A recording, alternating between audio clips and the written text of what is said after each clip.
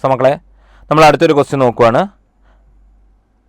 ഈ ഒരു ക്വസ്റ്റ്യൻ നമ്മൾ ആപ്ലിക്കേഷൻസ് ഓഫ് അല്ലെങ്കിൽ ഡി ബ്ലോക്ക് എലമെൻറ്റ്സ് തന്നെ ചോദിച്ചതാണ്. ഡി ആൻഡ് എഫ് ബ്ലോക്ക് എലമെൻറ്റ്സിൻ്റെ ആപ്ലിക്കേഷൻ പാർട്ട് നമുക്ക് കിട്ടിയ ക്വസ്റ്റ്യൻ ആണ്. എന്താണ് മക്കളെ ക്വസ്റ്റ്യൻ പറയുന്നത്? Identify the incorrect pair from the following. താഴെ തന്നതിൽ ഇൻകറക്റ്റ് പെയർ ഏതാണെന്നാണ് ഐഡൻറ്റിഫൈ ചെയ്യാനാണ് ചോദിച്ചിരിക്കുന്നത്. അപ്പോൾ നമുക്ക് നോക്കാം. ഫസ്റ്റത്തത് ഫോട്ടോഗ്രാഫി AGBR. അതെ, AGBRൻ്റെ സൊല്യൂഷനിലേക്കാണ് നമ്മൾ എന്ത് ചെയ്യുന്നത്, ഫോട്ടോഗ്രാഫി ഇംപ്ലിമെൻറ്റ് ചെയ്യുന്നതും അതിൽ നിന്ന് ഫോട്ടോ സെൻസിറ്റീവ് ആയിട്ടുള്ള AGBR സൊല്യൂഷൻസാണ് പിക്ക് എടുക്കുന്നത്. So that is correct. Now next one is polythene preparation. Polythene പ്രിപ്പറേഷന് നമ്മൾ യൂസ് ചെയ്യുന്ന കാറ്റലിസ്റ്റിൻ്റെ പേര് സിഗ്ലർ-നാറ്റ കാറ്റലിസ്റ്റ് ആണ്. And this is actually titanium tetrachloride, titanium 4 chloride with എന്താണ് ട്രൈമീഥൈൽ അലുമിനിയം.